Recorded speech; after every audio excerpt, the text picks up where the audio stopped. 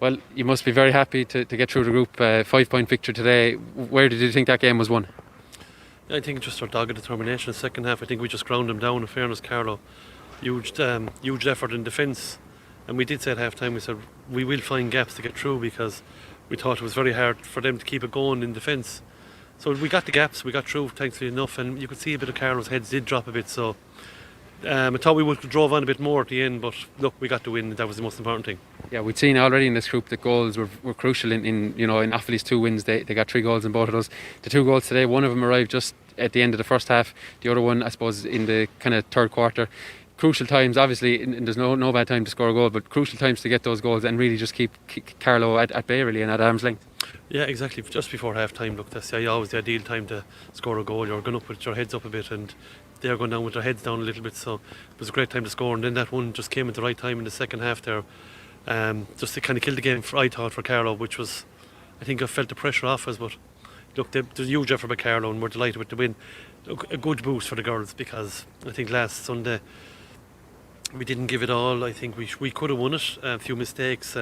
Maybe the girls did go up thinking, Offaly intermediate team, are we going to beat this crowd? And I think they realised afterwards they could have beaten them, but when you look back and things like that, you're nervous then going into another game after loss. So look, credit to the girls, hard fought for the victory and delighted with them. I'm sure as a manager I was talking about improving things. I think there was 10 wide still today. There was kind of maybe that third or second quarter in the first half where a lot of scores were let slip. You're really dominant but didn't make a pay in the score sheet. Something to improve on? Oh, huge. Look, it's something we've highlighted at the very start of the year as well, like the wides and our kicking abilities, and something we have worked on a bit, but when we get a bit more time we will work on more because we have to. Look, the evidence is there, and it'll make a huge difference. You get half of them, that's another 5 points on the board, so that's huge, but that's something we really would want to work on and improve for the girls. Yeah, definitely. Yeah, free taking eventually came to Caroline Hickey. Was that designed? It seemed to be just that she was fouled. She just decided to take a free. She slotted 2 nice ones there in the second half. Yeah, look, again, and it's our own, something we haven't really worked on at the moment. Free just touched on it, very, very limited at the moment in training, and again it's something we want to build on for the championship, but at the moment we haven't worked on. And look, fair play to Caroline. She stepped up, and that's what you want from an older experienced player, to take leadership outside, and she did, and fair play to her. Yeah, Leitrim, we were just discussing there before we started, Leitrim will have emerged kind of comprehensive victors, 3 wins from 3 from then. I'm not sure what you know about them, but that appears that will be the clash next weekend. I suppose date time and all that to be confirmed, but an exciting enough game for a semi-final. Yeah, it is. Look, we've nothing to lose. We're the underdogs going in. They're roaring favourites for this. They're a very strong team.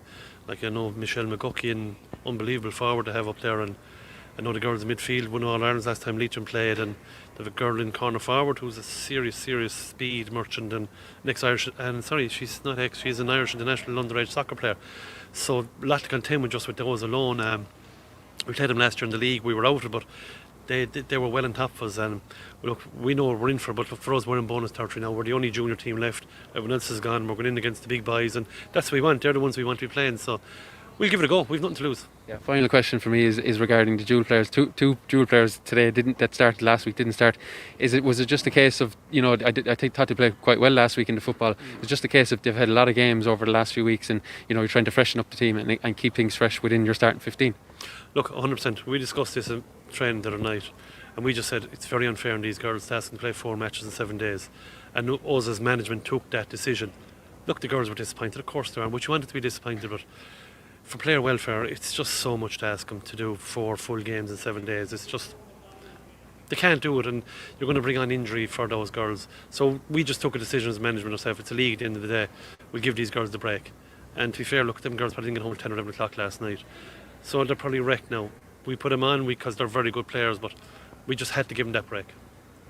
Donal, after 2 games, you will take a lot of positives at both sides of the field. I thought when you were on the back foot, your defence really stood firm, and again in the forwards, you're getting those scores from play that you haven't really seen from Limerick since probably 2018.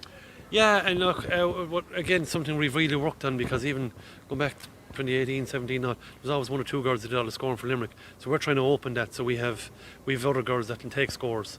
So at least we go out and play the better teams. They're not going to put a stop on those girls, and we're in trouble.